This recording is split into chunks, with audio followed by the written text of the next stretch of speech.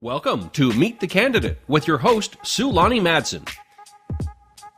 Meet the Candidate is your opportunity to see local candidates and hear about the experiences that have shaped their lives.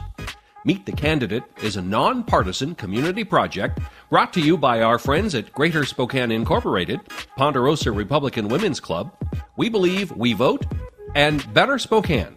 Now, here's Sue Lonnie. Okay, welcome to Meet the Candidate. My guest for this session is Matthew Heines, who is a candidate for U.S. Senate. Welcome, Matthew. Thank you, Sulani. Thank you for having me. I really appreciate you making the effort to be in the studio live with us. That's voters like to know that their Senate candidates can find the entire state, so appreciate you having you here in Spokane. Well, I came over from Redmond, so just so the candidate or the voters know, I will go that extra mile. Okay, glad that you're here. And we kind of start every one of these with same question. Where did you grow up? And tell us a little bit about your childhood. All right. Well, I grew up in Sequim, which is a small town over on the Olympic Peninsula. Mm-hmm. My family was relatively poor.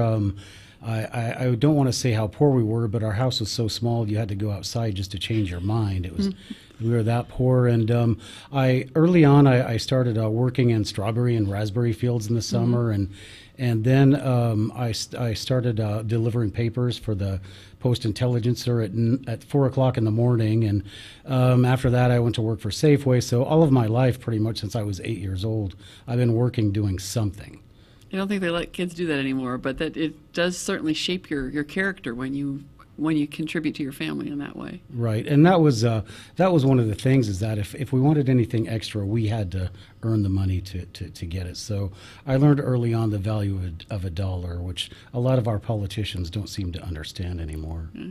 So did you graduate from Sequim High School then? Yes, I did. And you went on to some other training or apprenticeship or college? Or? Well, after high school, I could not afford the cost of college, and that's part of my what I call the real deal. But I just served in the Army. I served in the 82nd Airborne. Mm-hmm. They had a thing called the Veterans Educational Assistance Program, so I qualified for that. And when I finished my duty in the Army, I went to college at Washington State University.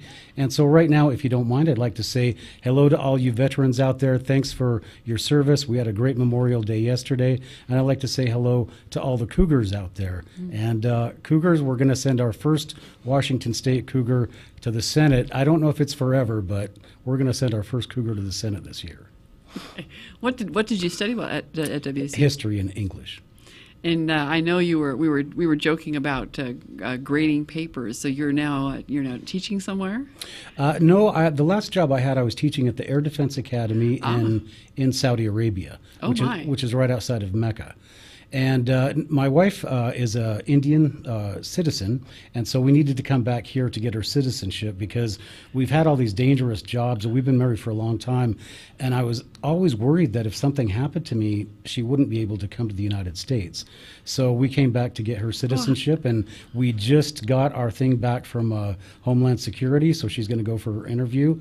And the coolest thing that's going to happen is that when I get sworn into the Senate, she's also going to get sworn in as a citizen of this country. And as such, she loves this country so much, so it's going to be such a great time. Where did you meet? We met in Oman, the Sultanate of Oman. She was teaching at a little high school, and I was teaching for the Ministry of Higher Education at a university there. Oh, interesting. And so what are you doing now? Well, right now, I came home. I've written a couple books. I wrote, my last one is called The Rainier Paradigm. It's my first fiction book. I wrote another book about my experiences in Saudi called Killing Time in Saudi Arabia, in which I've written 3 books about the Middle East, but I really try to let people understand how nice these people are. You know, there is so much going on in the world today that is not true. And the Muslims in Oman and Saudi Arabia, one very quick story is during the first Gulf War, they wanted me to stay in their houses because they were afraid the U.S. would attack them, and they wanted me to be safe. So as the only American in this small town, they wanted to make sure I was safe because I was their prized possession.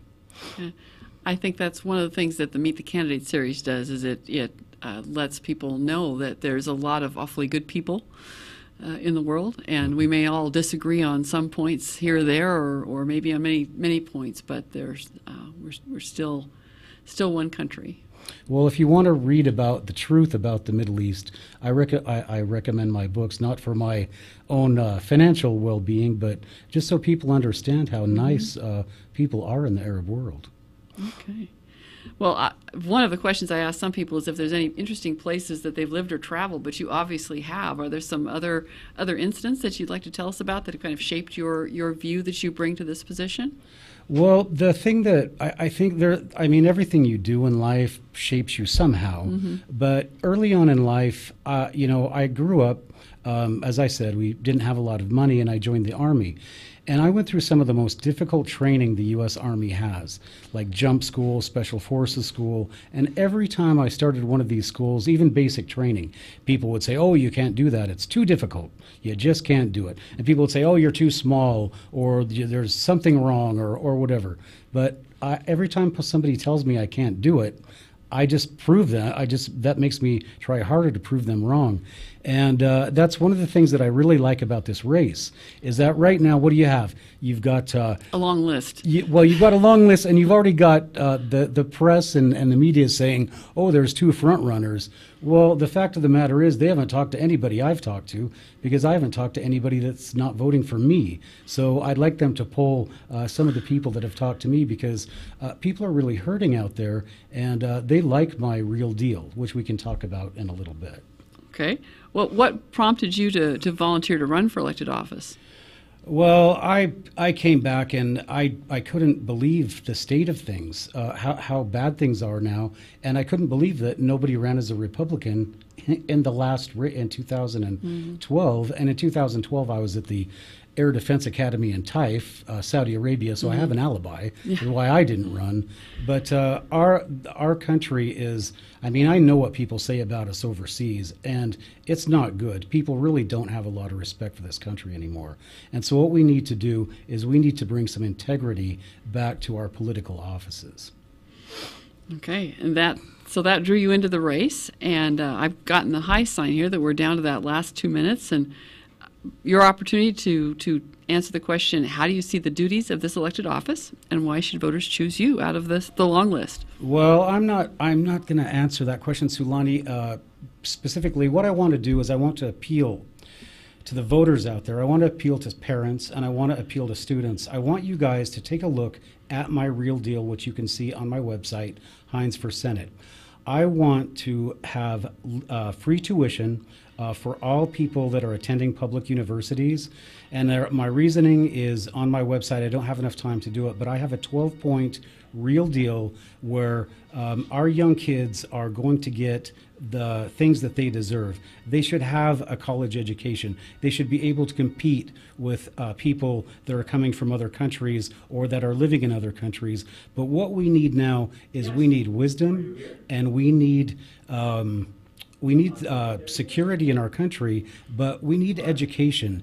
And I firmly believe that nothing is going to save this country but a solid foundation in education. And point 12 of my real deal is we are going to turn this country into the education nation of the world. And that's from kindergarten all the way up.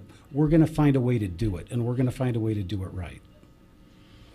I think you gave everybody a good tip as to how to find out more about you. Let's take that tip one step farther. What's the name for your website? It's Heines, Heines, for Senate.com, and it's number 4, Senate, because that's my lucky number in Indian culture. And you'll see my real deal there. And so I also want to add that I'm running as a reform Republican in the spirit of Teddy Roosevelt and Abraham Lincoln. I'm not the normal Republican. All right. I appreciate, though, that you took the time to come to Spokane, and I hope that you can make good use to meet some others while you're here, and good luck on your campaign. Thank you, Matthew. Thanks for having me, Sulani. Thanks for watching Meet the Candidate. Spokane Talks thanks our community-minded partners, Greater Spokane Incorporated, the Ponderosa Republican Women's Club, We Believe We Vote, and Better Spokane for helping make Meet the Candidate possible.